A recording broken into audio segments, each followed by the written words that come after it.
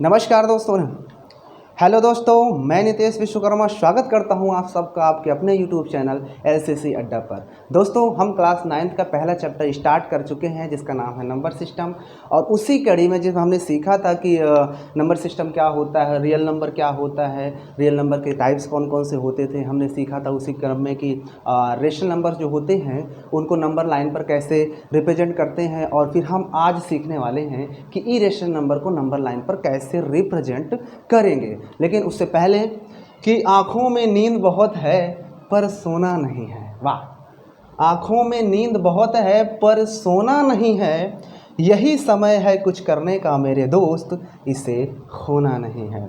मतलब कि यही टाइम है कि आप कुछ कर सकते हैं, आपको जी जान लगाकर मेहनत करना है। आप अभी से मेहनत शुरू करोगे तभी आप ऊंचाई को, बुलंदियों को हासिल करोगे। तो चलिए हम लोग बिना किसी देरी के शुरू करते हैं। तो दोस्तों, आज हम सीखेंगे कि इरेशनल नंबर को नंबर लाइन पर कैसे रिप्रेजेंट करते हैं। इरेशनल नंबर को नंबर लाइन पर रिप्रेजेंट करना है। तो देखिए, उससे पहले हम रेशनल नंबर को देख लेते हैं, एक रिकैप कर लेते हैं। सपोज करो हमने एक क्वेश्चन ले लिया 3/7, इसको हमें नंबर लाइन पर रिप्रेजेंट करना है। तो मैंने क्या कहा था कि आपको सीधा सीधा एक लाइन खींचना है। ये लोग खींच दिए। खींचने के बाद मैंने बताया था कि आपको एक कहीं ना कहीं तो ज़ीरो तो होगा ही ना। अब ये नंबर देखना है प्लस में या माइनस में है। तो सर जी ये तो नंबर प्लस में है, तो इसका मतलब जाहिर सी बात है ये नंबर ज़ीरो के राइट साइड में होगा। और इसके बाद मैंने कहा था कि इसको डिवाइड करोगे तो कितने बार जाएगा, 0 बार जाएगा। और जितने बार जाता है वो और उसके आगे वाले नंबर के बीच में वो नंबर आता है। इसलिए हम क्या करेंगे, ये नंबर 0 और 1 के बीच में आएगा, इसलिए 0 और 1 थोड़ा सा ले लेते हैं यहाँ पर 1, और आगे कहीं ना कहीं 2 आएगा। आगे भी नंबर आते रहेंगे, हमको ज़रूरत है सिर्फ और सिर्फ 0 और 1 की। अब 0 और 1 के बीच के ये जो डिनोमिनेटर में नंबर होता है ना, उतने पार्ट करना होता है। तो कितने पार्ट करना है, तुम कहोगे गुरुजी 7 पार्ट करना है, तो फिर कहा है कर देते हैं ना 7 पार्ट। तो आइए, तो ये देखिए 1 2 3 4 5 6 एंड देन लास्ट 7। मैंने कहा था कि जब भी प्लॉट करोगे तो इसको नहीं गिनना है, आगे से 1 2 3 4 5 एंड देन 6 और 7। ठीक है। अब हमको चाहिए कौन सा, 3 में से हमको चाहिए तीसरा वाला पार्ट, मतलब कि 7 में से हमको तीसरा पार्ट चाहिए। तो तीसरा पार्ट कहाँ है, तो फर्स्ट सेकेंड एंड थर्ड, यानी कि हमारा ये वाला पार्ट, पहला दूसरा तीसरा, यानी ये जो है यही हमारा हो जाएगा 3/7। भैया समझ में आया? ये मैंने रिकैप कर दिया आपके जो कल पढ़ाया था उसको। ठीक है। तो अब हम आज सीखने वाले हैं कि इरेशनल नंबर को नंबर लाइन पर कैसे रिप्रेजेंट करेंगे। इरेशनल नंबर कौन से होते हैं, जिनको हम PYQ के फॉर्म में नहीं लिख सकते हैं, नहीं लिख सकते ना। अच्छा, तो चलिए एक लेते हैं इरेशनल नंबर। इरेशनल नंबर्स कैसे होते हैं, अब देखो इरेशनल नंबर कुछ और भी होते हैं, जैसे कुछ जैसे स्क्वायर रूट नहीं निकलता जिसका, वही होता है ना। जैसे मैंने दिया 1 और एक ले लेते हैं 2 3 4 5, ठीक है, 6, इतने नंबर ले लिए। अब देखो 1 का तो स्क्वायर रूट निकल आएगा ना, क्योंकि 1 का, और उसके बाद हम रूट 2 की बात करें तो इसका स्क्वायर रूट निकलेगा क्या, कहाँ निकलेगा। तो इसका मतलब ये हमारा क्या हो जाता है, इरेशनल नंबर हो जाता है। अगर रूट 3 की बात करें तो इसका भी नहीं निकलेगा, इसलिए रूट 3। रूट 4 को तो हम 2 लिख सकते हैं ना, और रूट 5 को रूट 5 ही लिखेंगे, एंड रूट 6 को भी तो रूट 6 ही लिखेंगे। मतलब सीधा सीधा जिसका स्क्वायर रूट नहीं निकलता वो इरेशनल नंबर होते हैं। ठीक है। अच्छा, और ये इरेशनल नंबर एक और बताया था कि जो टर्मिनेट होते हैं, है ना, एक टर्मिनेट होता था और एक नॉन टर्मिनेट होता था। तो जो नॉन टर्मिनेट हुआ करते थे ना, उसमें 2 तरह के होते थे, एक नॉन टर्मिनेट रिपीटिंग नंबर और एक non terminate non repeating number होता था। तो जो non terminate and non repeating number होता था वो भी इरेशनल नंबर होता था ना। कैसे, देखो जैसे मैंने बताया था ना, ये 1 पॉइंट ले लेते हैं 2 3 1 5 2 1 9 8 7 5। अब बताओ इसमें कोई नंबर रिपीट हो रहा है क्या, कहाँ रिपीट हो रहा है, इसलिए ये हमारा इरेशनल है। क्यों, क्योंकि ये नॉन रिपीटिंग नंबर है, क्योंकि है ना, समझ रहे हो ना बात को। ये हमारा जो नंबर है ये टर्मिनेटिंग भी नहीं है, यानी कि नॉन टर्मिनेट है, और साथ में नॉन रिपीटिंग नंबर है। और जो नॉन टर्मिनेट और नॉन रिपीटिंग नंबर होता है वो इरेशनल नंबर होते हैं, और जो स्क्वायर रूट जिनका नहीं निकलता वो भी हमारे क्या होते हैं, इरेशनल नंबर होते हैं। तो आज हम सीखेंगे इरेशनल नंबर को नंबर लाइन पे रिप्रेजेंट करना। ठीक है। तो हम आइए एक एक को शुरू करते हैं। तो दोस्तों हम पहला लेते हैं √2। क्या लेंगे? √2। तो कहा जाता है, इसमें ये बताया गया है, महोदय जी ने ये कहा कि जब भी जिसका रूट निकालना हो ना, जैसे मान चलो कि √m है, इसका हमें रूट निकालना, तो कहते हैं इसमें से वन माइनस कर दो। तो अगर इसमें से 1 माइनस करोगे तो इसका मतलब ये कुछ इस हमें बन जाएगा कि नहीं बन जाएगा? बन जाएगा ना। यानी √m जो है वो कोई नंबर होगा इस तरह, ठीक है। तो आइए हम √2 को रिप्रेजेंट करते हैं। वीडियो अच्छी लग रही है तो भैया लाइक कर दियो वहाँ, और अंत तक वीडियो पर बने रहो। क्या अंत तक वीडियो में बने रहोगे तब समझ में आएगा, ठीक है ना। ऐसे बीच में भाग जाओगे तो फिर नहीं समझ में आएगा, फिर नहीं कहना गुरुजी समझ में नहीं आया हमको, ठीक है। हाँ चलो देखते हैं। अब देखो √2 को हम क्या लिख सकते हैं बच्चा? √2 मैंने कहा ना अभी, यहाँ पर देख लो कि अगर √m है कोई भी नंबर तो उसको रूट के अंदर m में से 1 माइनस कर दो, यानी m-1 करेंगे पहले। तो √2 है तो हम इसमें से 1 माइनस करेंगे अंदर, तो कितना बचा?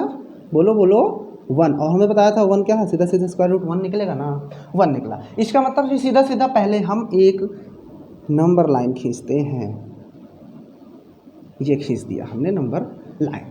अब नंबर लाइन खींचने के बाद हमको एक लेना है नंबर 0 और एक लेना है नंबर 1। आगे भी लेना हो तो 2 ले लो, कोई दिक्कत नहीं, ठीक है। अब देखना, ध्यान समझना कि यहाँ पर जब हम √2 था 1 माइनस कर रहे तो 1 आया रूट में, इसका स्क्वायर रूट निकाले तो 1 आया। अब यानी कि 1 कहाँ पे है ये? यानी कि 0 से 1 कितना यूनिट? 1 यूनिट मानेंगे इसको, 1 यूनिट मान लेते हैं, ठीक है। तो हम यहाँ से यहाँ तक की जो दूरी है 1 लिए। इसके बाद हमको क्या करना है कि यहाँ पर 1 हुआ, यहीं से हमें परपेंडिकुलर खींचना है। परपेंडिकुलर खींचना नहीं आता है? अरे परपेंडिकुलर नहीं खींचना आता है तो फिर तुम लोग को क्या आता है बच्चा? हाँ, परपेंडिकुलर नहीं जानते हो? सीधा सीधा यहाँ से 90 डिग्री बनाना है। 90 डिग्री बनाना तो आता है ना? अगर नहीं आता तो भैया कमेंट कर देना, हम आपको सिखा देंगे कि 90 डिग्री कैसे बनाया जाता है, या यूँ कह लो परपेंडिकुलर हम कैसे खींचते हैं। तो हमने यहाँ से क्या किया, एक परपेंडिकुलर खींचेंगे। इधर 1 यूनिट लिए हमने ये, और इधर भी हमेशा जो परपेंडिकुलर लेंगे उसको 1 यूनिट ही लिया जाएगा हमेशा।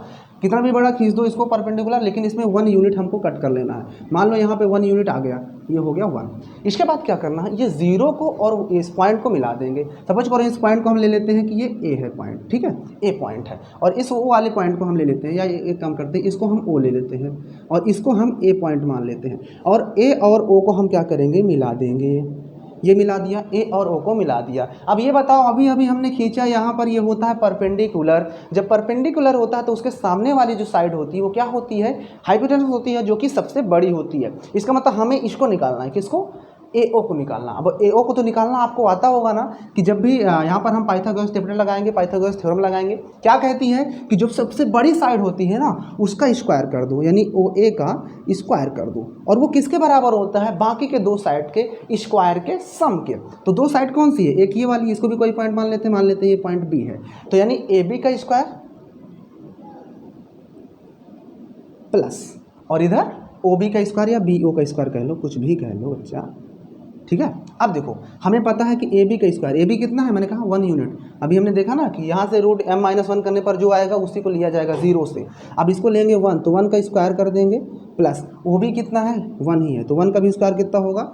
अब देखो 1 हो जाएगा, ये प्लस 1 हो जाएगा, दिख रहा है नहीं दिख रहा है? दिख रहा है। इसके बाद 1 और 2 हो गया। अब इधर हम निकाल क्या रहे थे? OA का स्क्वायर, OA स्क्वायर, ये लो OA स्क्वायर, OA स्क्वायर। अब ये भी पता होगा कि जब इधर से स्क्वायर हटता है तो उधर रूट चढ़ता है। इसका मतलब कि हम OA बराबर क्या कह सकते हैं कि √2 आ गया ना, √2। OA कितना आया? √2। OA कितना आया? √2। इसका मतलब ये वाला हमारा क्या हो जाएगा? ये हो जाएगा √2। अब ये √2 है ना, √2 आ गया ना। अब इसके बाद मुझे ये बताओ, मान लेते हैं कि हम ये ए पॉइंट जो है ये सर्कल का सेंटर है, सर्कल का सेंटर है। अब सेंटर है और सेंटर को हम मान लिए, और हम इतनी लंबी ये रेडियस लेंगे यहाँ तक की रेडियस, यानी हम क्या करेंगे, एक रेडियस लेंगे यहाँ से यहाँ तक की रेडियस, और हम क्या करेंगे, इसको सेंटर मानते हुए एक आर्क लगा, ऐसे आर्क लगाएंगे, ये ऐसे आर्क लगा दें। तो हमने माना ये यहाँ पर पॉइंट है, ये पॉइंट रखा और इस आर्क लगाते हैं ऐसे। जो OA है ना, इतना ही लंबा हमको आर्क लगाना। तो जब आर्क लगाएंगे, हम थोड़ा कलर चेंज कर लेते हैं, आर्क लगाएंगे तो ये कुछ ऐसे जाएगा, ऐसे जाएगा कि नहीं जाएगा? जाएगा ना आर्क। अरे मान लो ये पॉइंट है, यहाँ पर कोई पॉइंट है, यहाँ हमने सर्कल लिया, सर्कल का सेंटर मान लिए, और यहाँ पे ये पॉइंट है, हम यहाँ से ये किया ऐसे, और इस ऐसे लेने के बाद ऐसे जब खींचेंगे, ऐसे खींचेंगे तो ये क्या हुआ? आर्क नहीं लगा। अब मुझे ये बताओ बच्चा, ये बताओ कि ये ओ जितना है √2, क्या ये वाला जो पॉइंट आया है यहाँ 0 से लेकर ये पॉइंट जो है √2 होगा कि नहीं होगा बताओ। यहाँ से लेकर यहाँ तक ये पॉइंट जो है √2 होगा कि नहीं होगा, ये बताओ मुझे पहले। √2 होगा या नहीं होगा।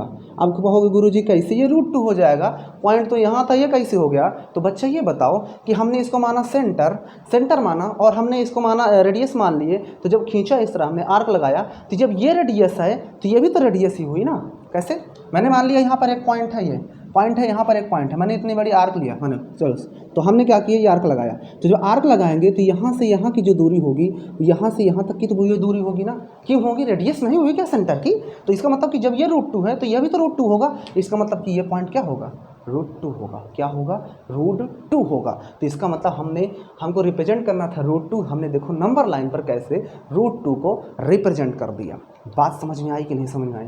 कुछ नहीं करना, √2 जब भी तुमको बनाना है तो 0 लेना है, 0 और 1, 0 और 1 के बीच की डिस्टेंस कितना है, 1 इधर, 1 यूनिट इधर और 1 यूनिट वहाँ से 1 से परपेंडिकुलर खींचेंगे। उसका 1 यूनिट कट करने के बाद ए और ओ को मिला दो, ए और ओ को निकाल लो, कितना होगा, √2 आएगा, है ना। हाइपोटेनस से लगाओगे तो, है ना, पाइथागोरस थ्योरम से। जब ये √2 आया तो इसका मतलब कि एक आर्क लो, ऐसे खींचो, ऐसे जब खींचोगे तो ये जहाँ पे कट करेगा वही हमारा √2 होगा, क्योंकि रेडियस हो गई ना ये दोनों। जब रेडियस क्या होती है किसी भी सर्कल की बराबर होती हैं, इसका मतलब क्या हुआ, ये भी हमारा √2 हो जाएगा। बात समझ में आई, नहीं समझ में आया कोई बात नहीं, बने रहो वीडियो पे, अभी समझ में आ जाएगा। अब इसके बाद हम बात कर लेते हैं, इसके बाद हम बात करते हैं कि अगर हमें √3 को रिप्रेजेंट करना है तो हम कैसे रिप्रेजेंट करेंगे। तो कुछ नहीं करना, मैंने बताया ना कि जिसको भी निकालना हो, अब हम कह रहे हैं कि √3 को निकालना है। √3 क्या निकालना है, √3 को हमें रिप्रेजेंट करना है। तो √3 निकालने के लिए मैंने कहा √3 1 माइनस करो पहले उसमें से। तो जब इसमें से हम √3 में से 3 में से 1 माइनस करें तो कितना आया, √2। अब हमें पहले √2 को रिप्रेजेंट करना पड़ेगा नंबर लाइन पे, √2 को नंबर लाइन पर रिप्रेजेंट करना पड़ेगा। और मैंने तुमको बता ही दिया कि कैसे √2 को रिप्रेजेंट करते हैं। तो देखो मैंने अभी सिखाया ना √2 को कैसे रिप्रेजेंट करते हैं। अब मैं शॉर्टकट में बताता हूँ कि √2 को कैसे रिप्रेजेंट करते हैं। वीडियो पर बने रहना, ठीक है भैया। समझ में आ रहा है ना, तो वीडियो को ज़रूर लाइक कर दियो, हाँ, क्योंकि आपका एक लाइक हमें न्यू वीडियो बनाने के लिए मोटिवेट करता है। क्या करता है, मोटिवेट। इसलिए आप लोग हमारा सपोर्ट करो, और हम तो आपके सपोर्ट के लिए ही यहाँ पर बैठे हुए हैं। इस बार मैं मारकर थोड़ा चेंज करता हूँ। ये हमने एक लाइन ड्रॉ कर लिया, ठीक है, एक हमने लाइन, यहाँ पर हमने ले लिया 0। अब हमने पहले √2 रिप्रेजेंट करना है। √2 बता चुका हूँ ना कि 0 और एक 1 लेना है, 1। अब 0 और 1 के बीच का डिस्टेंस कितना है, 1 यूनिट मानेंगे, ठीक है। अब 1 यूनिट ये हो गया, और मैंने कहा 1 से तुम्हें परपेंडिकुलर खींचना है, तो ये तुमने क्या किया, यहाँ से परपेंडिकुलर खींच दिया। परपेंडिकुलर खींचने के बाद इसमें से 1 यूनिट इससे भी कट करना है, ये हमने 1 यूनिट कट कर लिया। अब इसको और इसको पॉइंट को मिला देना है, तो ये लो मिला दिया, इस पॉइंट को भी मिला दिया। अब ये इसको जब निकालोगे हाइपोटेनस वाले फार्मूला की पाइथागोरस थ्योरम लगाओगे, पाइथागोरस तो क्या कहता है कि इसका स्क्वायर प्लस ये भी 1 ही है, इसका स्क्वायर, दोनों का स्क्वायर क्या होता है, जो सबसे बड़ी साइड होती है उसके स्क्वायर के बराबर होता है। तो उस हिसाब से हमने इसको निकाला था √2। तो जब ये √2 आया तो हमने क्या किया था, इसको रेडियस मानकर खींचा, ये ऐसे ऐसे ये, तो जहाँ पर कट किया वही हमारा क्या हो गया, √2 हो जाता है। यही पॉइंट हमारा क्या होगा, √2, ठीक है। अब देखो जब तुमने √2 को रिप्रेजेंट कर लिया ना, √2 को जब तुमने रिप्रेजेंट कर लिया तो हमें चाहिए था √3। तो √3 के लिए हमने 1 माइनस किया तो √2 आया। अब √2 को पहले रिप्रेजेंट करोगे तब तुमको √3 रिप्रेजेंट कर सकते हो। तो हमने पहले √2 दिखा दिया, कहाँ पर √2 आया, यहाँ पर √2 आया। तो मैं क्या करता हूँ, ये बाकी वाले को क्या कर देता हूँ, यहाँ नहीं मिटाता हूँ, कोई दिक्कत नहीं, बस इतना इसको मिटा देता हूँ कि ये चीज़ कैसे आया, वो चीज़ बता चुका हूँ पहले भी, ठीक है। अब देखो, अब ये पॉइंट आया, इसका मतलब कि यहाँ 0 से लेकर यहाँ तक की जो दूरी है वो कितनी हो गई, √2 हो गई, ठीक है। अब यहाँ से परपेंडिकुलर खींचेंगे, यहाँ से परपेंडिकुलर, तो जब यहाँ से तुम परपेंडिकुलर खींचोगे, इसको मैं √2 को नीचे लिख देता हूँ यहाँ पे, और यहाँ से जब परपेंडिकुलर इस तरह खींचोगे, खींच दिया, तो इसमें तुम्हें फिर से 1 यूनिट ही कट करना, हमेशा परपेंडिकुलर के लिए तुम्हें 1 यूनिट ही कट करना है। तो 1 यूनिट कट कर लो, चलो मान लेता हूँ ये 1 यूनिट कट कर लिया, ठीक है। तो 1 यूनिट कट करने के बाद क्या करेंगे, इस O को इस पॉइंट से फिर से मिला दो, वही काम तुमको पुराना वाला काम करना है। मैं इस बार कलर थोड़ा चेंज कर लेता हूँ ताकि आपको लोग दिख जाए।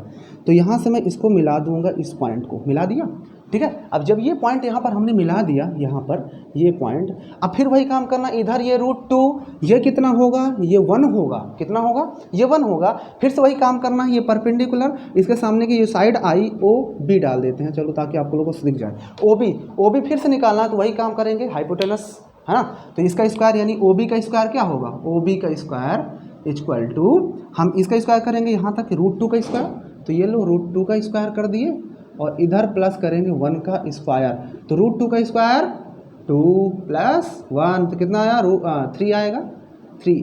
अब इसके बाद ओ बी निकाले हैं तो ओ बी का स्क्वायर कितना आया, ओ बी का स्क्वायर इतना, तो ओ बी कितना हो जाएगा, इधर रूट लग जाएगा तो √3। इसका मतलब कि हमने निकाल लिया जो ओ बी है वो कितना होगा, √3 होगा, कितना होगा √3। तो ये लो हमने इसको ले लिया, ये √3 हो गया। अब जब ये √3 है तो वही फिर काम करना है, क्या काम करना है, यहाँ पर इसको मानना है ये सेंटर, और ये इतनी बड़ी आँख लेना ये यहाँ तक। जब आँख लोगे यहाँ से ऐसे ऐसे तो यहाँ तक लोगे, यहाँ पे इसको जब ऐसे बढ़ाओगे तो कहीं ना कहीं ये लाइन को हमारे कट करेगा ना, कट करेगा कि नहीं करेगा। तो मान लिया हमने ये ऐसे बढ़ाते बढ़ाते ये कहीं लाइन में कट कर दिया, तो जहाँ पे लाइन कट करेगा ना वही पॉइंट हो जाएगा √3। काहे होगा गुरुजी, अरे जब ऊपर वाला किया तो √2 तो उसको भी तो ऐसे कट किया था, जहाँ पे लाइन कट किया वही √2 था, इसका मतलब इसको भी कट करेंगे तो यहाँ पर आया, यही हमारा हो जाएगा √3। क्या हो जाएगा √3, मार्कर चेंज कर देते हैं क्योंकि तुम लोग फिर समझ नहीं पाते हो। हाँ ये लो √3, तो हमारा √3 भी दिखा दिए, बात समझ आई ना। अब बात आती है √4 की, तो √4 तो आता है ना, √4 क्या होता है, √4 का स्क्वायर रूट निकालो कितना 2 आता है, तो 2 तो सीधा सीधा हमें लाइन में मिल जाता है ना, उसमें कुछ है नहीं। अब √3 के बाद √4, अब √5 की बात आती है, किसकी, √5 की बात कर लेते हैं। अब देखना √5 कितना आसानी से सीख जाओगे, क्योंकि अगर अब तुम √5 निकालना सीख गए ना तो तुम्हें ये अगर √3 निकालना तो √2 निकालना पड़ रहा था, अगर √5 निकालना है ना, अगर √5 निकालना सीख गए ना तो उसके आगे जो नंबर होंगे ना उनको बड़ी आसानी से तुम सीख जाओगे। देखना कैसे, देखो अब मैं इसको भी थोड़ा कर देता हूँ।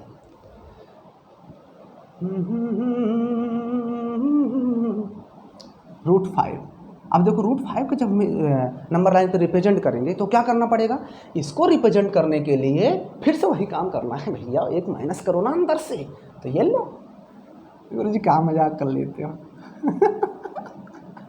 1 माइनस करेंगे तुमको, अगर 1 माइनस करोगे तो कितना आएगा √4, और √4 का कितना हो जाता है 2 आएगा, कितना आया 2। इसका मतलब कि √5 को रिप्रेजेंट करने के लिए सबसे पहले हमको 2 को दिखाना पड़ेगा। अब मैं इसको करूँगा सफ़ा, क्योंकि अब तुम समझ चुके हो, क्योंकि √2 को बता दिया कैसे, √2 पता तो √3 भी निकाल सकते हो। अब √3 निकालने के बाद अब √5 को मैं एक बार फिर से बताऊँगा, चलो √5 को देख लेते हैं।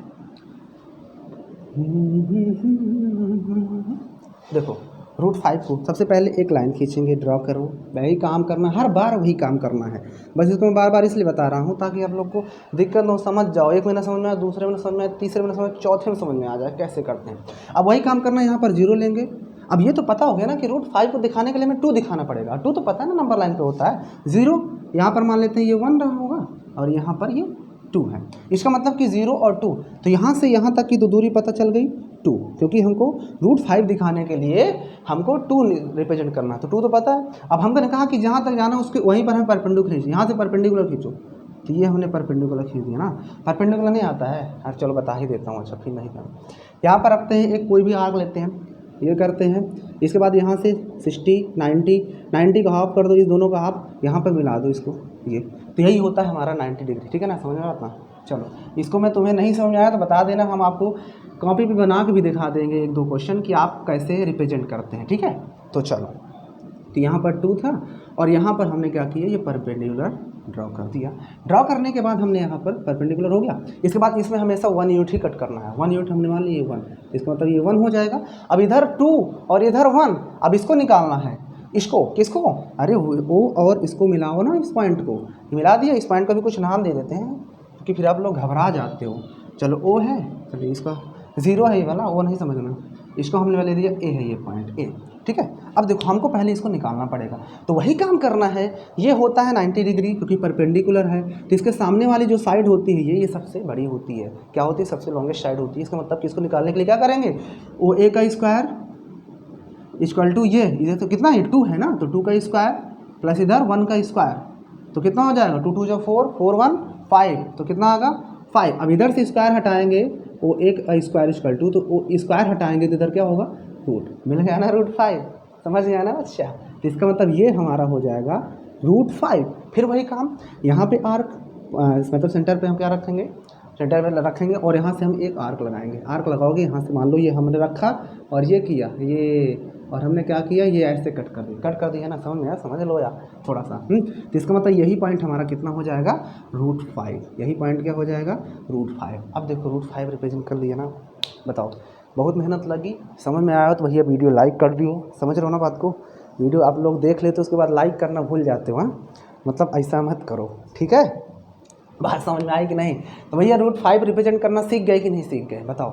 √5 के लिए हम क्या करेंगे, पहले 1 माइनस करेंगे। 1 माइनस किए √4 आया, √4 का स्क्वायर रूट निकाले 2 आया। 2 निकलने के बाद क्या किया, जब √2 निकल आया तो इसका मतलब क्या हुआ कि √2 हमने दिखा दिया, मतलब 2 निकलने के बाद यहाँ पर 2 है, 2 पर परपेंडिकुलर खींच दिए, इसमें से 1 कट कर लो। 1 कट करने के बाद इस पॉइंट को इससे मिला दो। अब ये क्या हो गई, ये परपेंडिकुलर इसके सामने वाली हाइपोटेनस थी, ये सबसे बड़ी होगी, तो इसका स्क्वायर क्या होगा, इसका स्क्वायर प्लस इसका स्क्वायर, तो 2 का स्क्वायर और प्लस 1 का स्क्वायर कितना आया, 2 2 4 1 5 और इधर OA स्क्वायर बराबर आ गया √5, तो OA स्क्वायर बराबर कितना आ गया 5, तो इधर से जब स्क्वायर हटेगा तो इधर रूट हो जाएगा, तो √5 आ गया, इसका मतलब √5 था, तुमने देखा तो √5 यहाँ पर भी आ गया, ठीक है, बात समझाएं।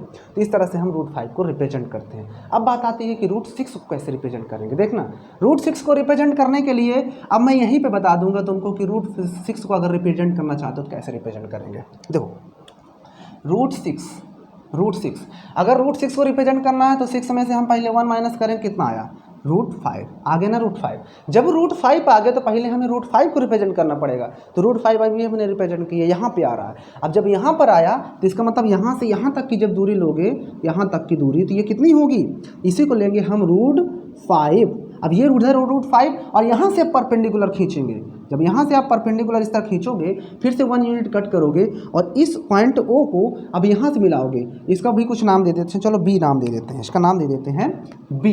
ये कौन सा पॉइंट है, B, और इस O से हम इस B को मिला देते हैं, तो इसका मतलब फिर से वही काम, इधर √5 अब लेंगे, √5 का स्क्वायर और इधर ये दूरी कितनी होगी 1 लेंगे, तो √5 का स्क्वायर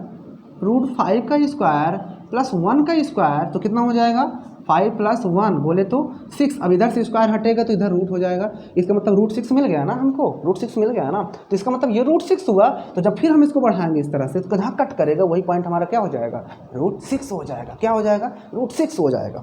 तो इसका मतलब यहाँ पर हमारा √6 हो जाएगा।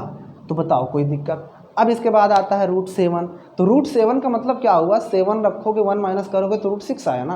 ये मजाक हो रहा है क्या, नहीं मजाक चल रहा है, मजाक ही तो हो रहा है, √6 आया। अब √7 रखोगे 1 माइनस करोगे तो √6 आएगा। अब √6 को पहले प्लॉट किए, ये किए, अब यहाँ से परपेंडिकुलर खींचोगे, 1 कट करोगे तो फिर से √7 आएगा, अब बढ़ा दोगे तो जहाँ कट करेगा वो होगा √7। अब हम नहीं बताएंगे, वो क्वेश्चन तुम्हें अपने से करके आना है, ठीक है, बात समझाई ना। बोलो यहाँ तक कोई दिक्कत हो तो बताओ। कोई दिक्कत नहीं होना चाहिए, है बच्चा, कोई दिक्कत नहीं होना चाहिए, ठीक है। अब मैं इसको क्या करता हूँ, शफ़ा करता हूँ, क्या करता हूँ, शफ़ा करता हूँ। एक थोड़ा सा बिल्कुल टाइम और लूँगा, 5 मिनट लूँगा टाइम, 5 मिनट, और तुमको बताता हूँ इसको एक बार फटाक से, क्या करता हूँ, फटाक से एक बार इसको बताता हूँ स्पीड में कैसे भी हमने किया। देखो ध्यान से ध्यान से ध्यान से ध्यान से ध्यान से, जब हमको √2 दिखाना था, क्या √2, तो हमने इसमें से क्या किया, √2 से 1 माइनस किया, कितना आया √1, और √1 का मतलब कितना होता है 1 का मतलब हम जानते हैं कि जब लाइन खींचते हैं तो यहाँ पर होता है 0, यहाँ पर होता है 1। अब इसके बीच का दूरी 1, इधर भी हम परपेंडिकुलर खींचेंगे, यहाँ से 1, इधर 1, इधर 1, तो ये निकाला √2।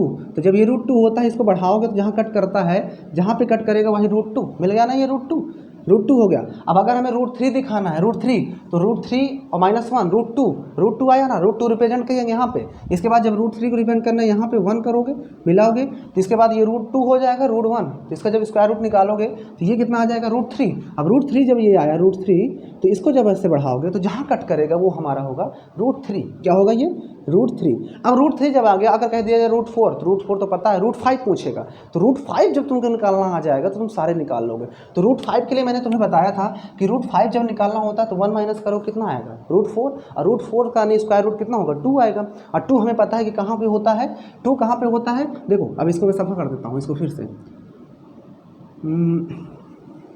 ये √2, तो √2 क्या हो गया, देखो ये हो गया √5 के लिए 0, ये 1, ये 2 हो गया, तो √5 का 1 1 माइनस करोगे तो 4 आएगा रूट में, और रूट फोर के स्क्वायर रूट 2, तो 2 यहाँ पर। अब इधर से दूरी तो वह हो जाएगी 2, इधर फिर परपेंडिकुलर यहाँ से खींचोगे ये 1 हो जाएगा, इन दोनों को आपस में मिला दोगे। अब ये रूट 2 का स्क्वायर 4 और ये 1 5 रूट 5, अब इसको मिला दोगे जहाँ पे जाएगा रूट 5। तो इस तरह से हम सारे रिप्रेजेंट करते हैं। अब तुम्हें क्या करना है कि तुम्हें, अब मैं फिर से होमवर्क दे देता हूँ कुछ क्वेश्चन, उन्हें तुम्हें करना है और फिर यहाँ पे मेरे से पूछना है। अगर नहीं आएगा तो क्या करना है कि मैंने जो जो बताया पहली बात, तो उन्हीं को तुम्हें रिप्रेजेंट करना है। देखो पहला होमवर्क के लिए लिख लो क्वेश्चन। होमवर्क के लिए क्वेश्चन पहला है कि आपको क्या रिप्रेजेंट करना है। रिप्रेजेंट करना है आपको सबसे पहले रूट 2 को, ठीक है। दूसरा क्वेश्चन है रूट 3, और तीसरा क्वेश्चन है रूट 5। फिर रूट 5 के बाद अगला रूट 6 भी, चलो 5 नंबर पे लिख लो रूट 7, ठीक है। अब रूट 7 के बाद और कौन सा दे दिया जाए, रूट 7 8 को भी, चलो 8 भी ले लो, चलो 8 भी, रूट 8 9 निकल आएगा, 9 में कोई दिक्कत नहीं। 10, चलो 10 को 11, चलो एक ले लो, एक 11 नंबर, चलो एक 11 भी ले लो, ये ठीक है।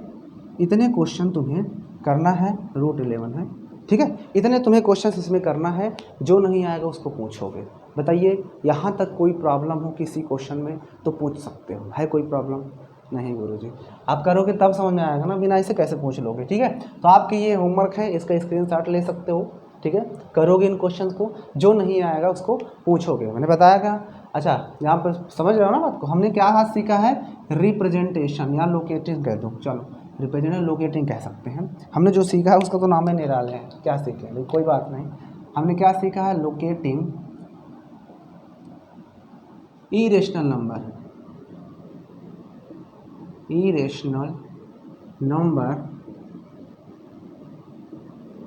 ऑन नंबर लाइन, हमने यही सीखा है ना आज, ठीक है। कोई बात नहीं, हमने तो पता चल ही गया ना कि हम लोग क्या लोकेट कर रहे थे, है ना। तो आज हमने सीखा है कि इरेशनल नंबर को हम नंबर लाइन पे कैसे डोनेट करते हैं, कैसे हम रिप्रेजेंट करते हैं।